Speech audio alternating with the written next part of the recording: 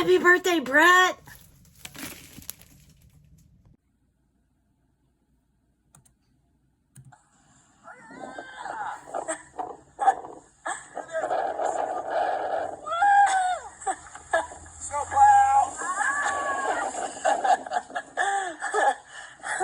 My ass is wet. Look where we are. Oh man. Isn't that awesome? Oh shit. That was awesome. Go ahead and do it again.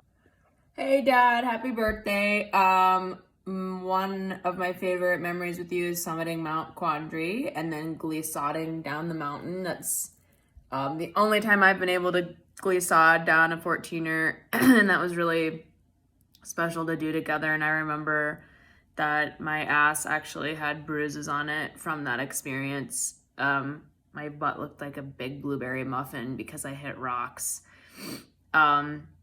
But that was super fun, and really just all of the hiking that we did together, really from like 2008 until 2019, which is kind of crazy to think about. That's, I guess, there's a couple years there, I was obviously living other places, but a solid decade, if you can believe it, of hiking everywhere from Boulder to, doing 14er like Mount Quandary or around Colorado Springs or outside of Denver. And that's something that I'm hoping that we can do more of. Actually, I think it would be great if we could, in the next couple of years, do like a 1-week Grand Canyon trip where we pay to have somebody take us down the Grand Canyon. I think that would be an incredible experience. And I've never done that, and you've never seen it. And so that's my birthday message is it's time to get outside more and see more of the West. And I hope we can do something like that together. Love you. Happy birthday. Happy birthday, Dad. So I wrote down some things that are my favorite things about you, just some. The first thing that comes to mind, which Michael knew I was going to talk about this, is the way you do your sound effects. So if you're like drawing something especially, and I know you do a lot of that in your job, you like have a sound effect with it. I think that's called something, but I can't remember what it's called. But I love when you do that. When you walk into a building or like a structure of any type, I noticed that you do this thing with your brain, how you, it's almost like the Queen's Gambit, how you do stuff in your mind, like you're kind of putting it together like an architect, like, I don't know how an architect thinks, but like you're looking at it structurally, and I can tell, and I think that's pretty cool. And it shows how much you invest in your job and as an architect, and that you love what you do. So I think that's cool. The other thing that I admire is just growing up, I feel like we could ask you anything as kids. How does this work or how does that work? I can't think of specific examples, but it was almost like it's like Bill Nye or something. I don't know. You always knew the answer, and I just always remember being like, wow, my dad knows everything. So that was really cool. And you still do that. If I just ask you like a random question scientifically, I don't know how things work. I don't know. I'm bad at examples right now. The other thing that I love about you is you encourage adventure, and you encourage us to kind of, go out and see things, and I think that's really special. And I've really enjoyed our vulnerable talks with each other, and I know that I love to talk about feelings because that's kind of the person that I am, but so I have just appreciated those talks, and I really enjoy listening to you talk about Uncle Phil too, and how much you loved him and how much you miss him. And things that you've taught me are how to make the best chocolate cake. I think we all love that about you. We just come home randomly and you just make a chocolate cake because you want a chocolate cake. It's no one's birthday. Dad just wants a chocolate cake. The other thing that you've taught me is how to treat strangers and just people in general with kindness. I've always admired that, and that is so important. And you really know how to do that, and that really helps people. That reduces stress in people. I don't know if you know that, but that reduces stress and it reduces burnout, actually. Fun fact.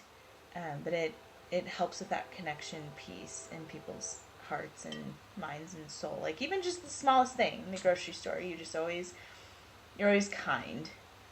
And the other thing that you've taught us is that you need to start your day off with a hot cup of tea with honey. We have honey here mostly because of you.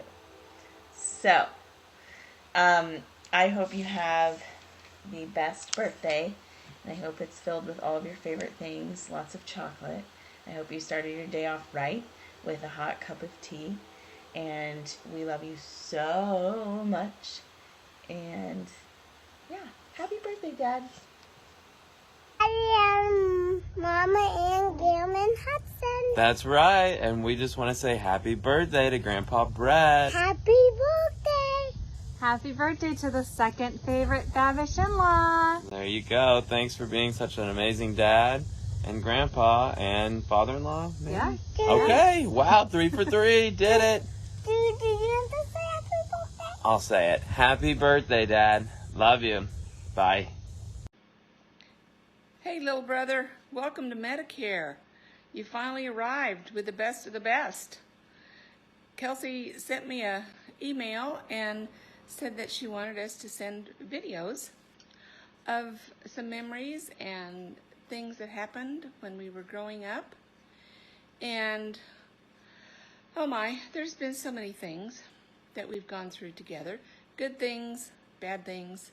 Hopefully we've grown from all of it, become better people because of it. But I can't really think of any one moment that stands out in my mind that would sufficiently embarrass you at this moment. So if I think of it, I'll probably say it later. But I just wanted to wish you a happy birthday. And I hope you have a great time on your birthday and that you have many, many more. I'm so very thankful that you were here to celebrate your 65th birthday, and hey, that I was here to help you celebrate your 65th birthday. So you never know what's going to happen the next day. So you just have to live each day the best you can. Love your wife. Spend time with your wife and your children, and treasure those grandbabies beyond belief. They're the best of you. And with each one, your heart will get bigger and bigger. And they will give you so much joy. But you have a wonderful time and a wonderful life, and just know that I love you very much. And I miss you. I really thought that we would see more of each other when we moved to Wichita, but I don't know, things being what they are, it just didn't happen. So, but I do miss you. And I'll always love you no matter what. You're my little brother. So, happy birthday.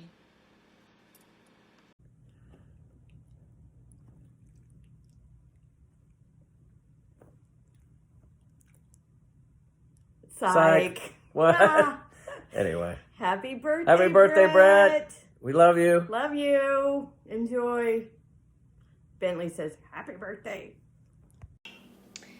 Okay, Dad, this is from Aunt Anita, and she sent this in an email and requested that I read it. When Brett was very young, 3 to 6 years old, every time he got a haircut, he turned into a total monster brat for 2 to 3 days. Again, this is her words, not mine. He was so bad, we, Phil, Phyllis, and I, would beg Mom and Dad not to take him to the barber. It was during this time, while living in San Diego, he was playing with the garden hose and turned it on our grandfather and soaked him. It was the only time I ever heard my grandfather say bad words. Brett and I were partners in crime for years. In Amarillo, Mapleton, Fulton, and Lamar, Colorado. I won't mention most of what we did. That would not be wise. He really enjoyed taking the lint from the clothes dryer, rolling it into a ball, and lighting it on fire on the front porch. Pyromaniac in the making. LOL. Also, ask him about the bomb we made while living in Fulton. Looking back on it, it was a very stupid and dangerous thing to do. It was a really good bomb, though. Ask him about the 300-pound press we used. In Lamar, well, that included car chases, some bottle throwing, almost certain death, and a police escort out of town. One would think that as old as we were then, we would have learned to behave, but no. It was fun, though. I will say he has always been a good, loving, caring, and fun brother. Hope the party's great. Love you, Anita. I want to wish you a happy 65th birthday, Brett. I want to tell everybody how I first met you. Angie was working with the Vidals. They were together working a play, sometimes skit, and she and Brett were working on, Hippodrome. yes, on flats. And you know how Angie is. Got to get it done. She was working too hard. I said, honey, you've got to sleep. No, I gotta get this done. We'll only have a short time. I said, okay. So the back door bell rang. I went, and here was this man carrying your mother with no shoes. I said, excuse me, what happened to your shoes? Is she hurt? No, he said, she's tired, and I left the shoes there. Just show me her bedroom. So I kept go through the house, and tells me the story that he tells her, go home, you're too tired. She said, I'm not going. She had her shoes off, working on flats. He just scooped her up, scooped her purse up. He knew where her car was. He drove her car to our house. He put her in bed, climbed the stairs with her in his arms, and he said, now I'll be back tomorrow with your shoes in your car, and we'll both go work on the flat. And he started down the stairs. I don't think he even introduced himself. I followed him out because, of course, I fell off the door. You know how I am. And I went back up to Angie, and I said, I think you better explain some of this stuff to me. She said, oh, Mom, I'm so tired. I said, go sleep. So that, I found out was your father.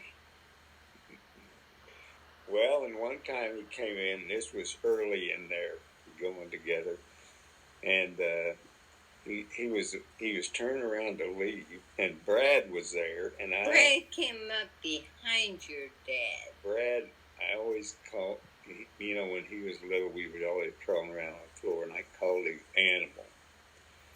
And all of a sudden I yelled out, Animal, and Brett thought I was talking to him. And he thought I found him out. I know he did not. He would, Brett said, that's me, Brett. You don't have to worry. But he's my go-to guy when I want to know how come the bridge fell down in Minneapolis over the Mississippi River, or the Hyatt balcony fell down, and now all these condos are falling down. I need to ask him about that. But because he's my go-to guy on that. So, and I sure wish him a happy 65th. It won't be long now. Celebrate lots of birthdays and lots of births. It's just wonderful. Glad you're in our family. Yeah, I'm glad you're back in Doodah, even though you're still working too long, too hard, putting all those rocks down and everything. Have a fun time, and I'll squeal on you again when we get together. So have a happy, happy birthday, and remember, don't let this sucker drag on. There's another one coming up. He means birthdays. He and Brett are always after who has the longest birthday. Man. I have to get a hold of Bright. He's usually the problem. Okay, guys. Love you. Have a good one. Love you. Bye now. Brett, happy 65th birthday. I hope you have as amazing of a birthday as you deserve, filled with Prather chocolate cake and lots of Dr. Pepper. I could not have asked for a better future father-in-law, and I can't wait to celebrate all the wonderful things in September. But until then, I hope that you celebrate accordingly with one or two of these. Cheers to you, and happy birthday.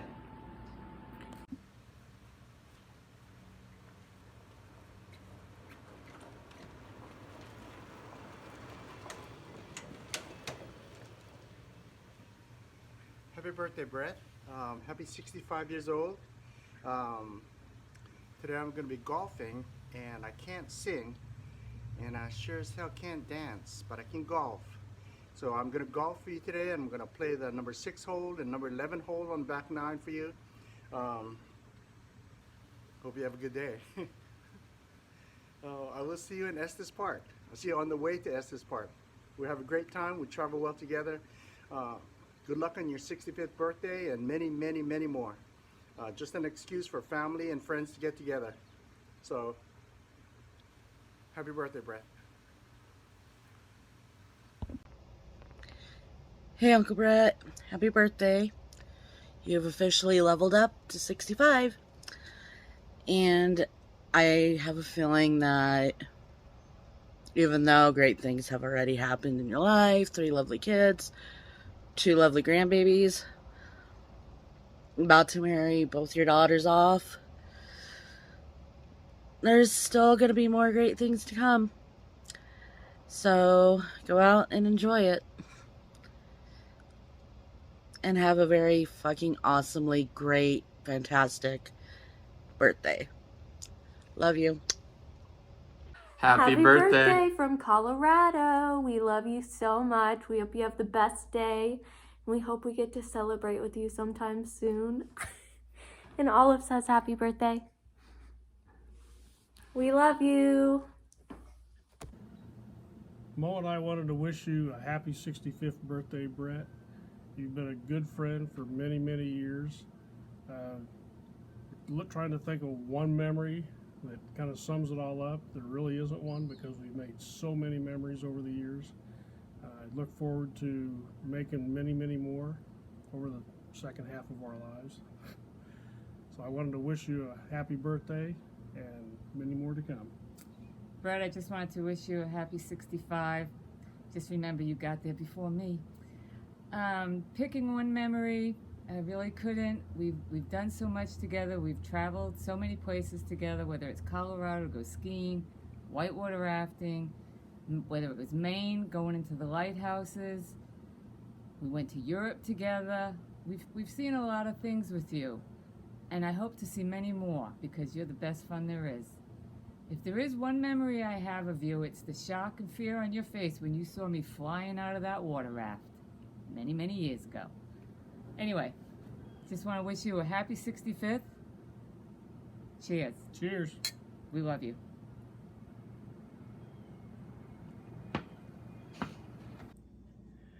Here he goes again. How many birthdays have you had? Are you like 94 this year? 95? You're on Social Security twice, I think. I guess happy birthday, Wango. Happy birthday, dude. Let's get a glass of wine to celebrate next time we get together. See you, dude. So, okay. On my way to get Brett a birthday present. So I'm going to pick up some kind of a gift card for him. So I'm on my way to Walgreens, and we'll see what happens from there. Okay. Well, I've reached the place that I'm going to get this gift certificate for you. Guy your age, I know this is going to come in handy sometime, probably in the near future. But you have a happy birthday. Love you, brother. Hi, My name is Bob Zook. I'm a friend of Brett and Angie Prather, where I met them at WSU, where I was in the same fraternity as Brett, and Angie was in a favorite sorority. Actually, I had met both Brett and Angie before they met each other. Well, we all know that Angie is the most wonderful woman in the whole world. Wonderful, but we never did understand what she saw in Brett.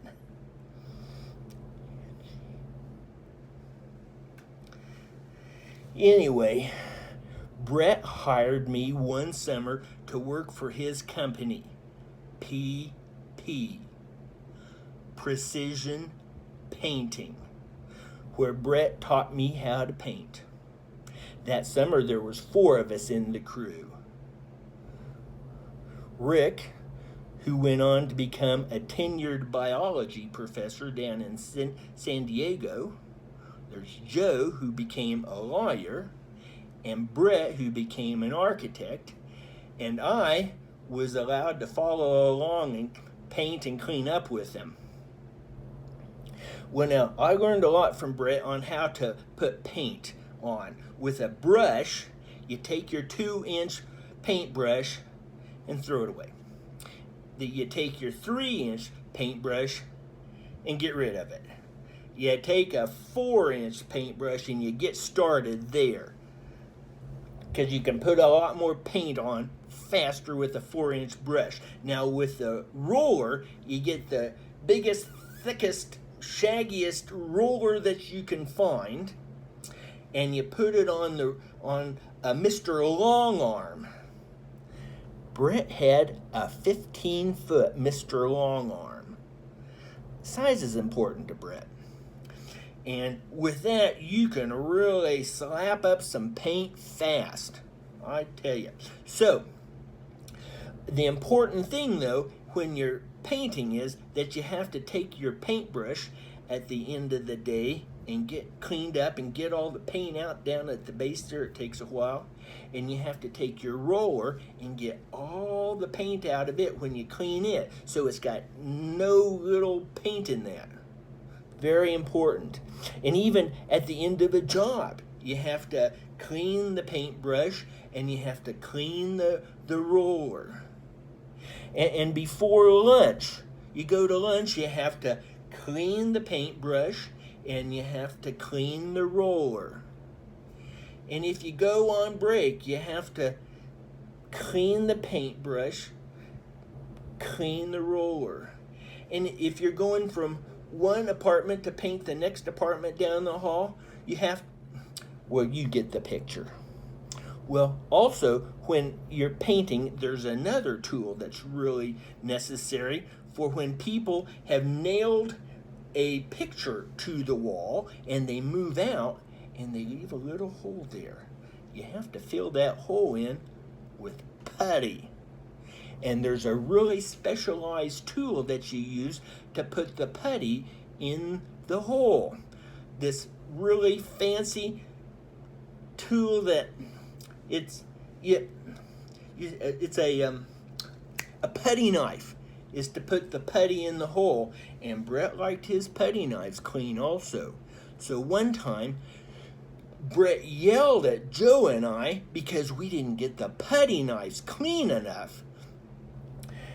And Joe and I felt kind of bad about that. So we went back and really cleaned up those putty knives good. And so then we got to thinking, for Brett's birthday, we got 7 putty knives. And on the first putty knife, we put Monday. And then on the second putty knife, we put Tuesday. And then on the third putty knife, we put, well, you get the picture. So we had these 7 putty knives for Brett for his birthday. And we gave them to Brett.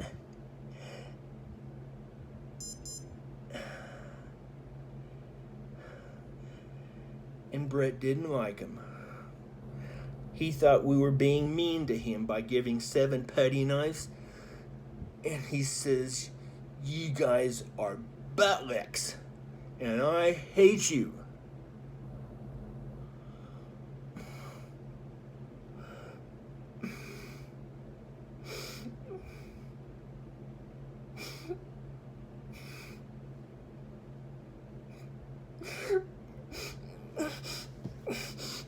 Well, Joe and I said, "No, Brett, you're the butt lick, and we hate you." And Brett turned around and says, "No, you guys are butt licks, and I hate you." And so we said, "Well, you get the picture." But Joe likes a clean putty knife. Well, to end this, I'm going to say, "Happy birthday, Brett," and raise a toast.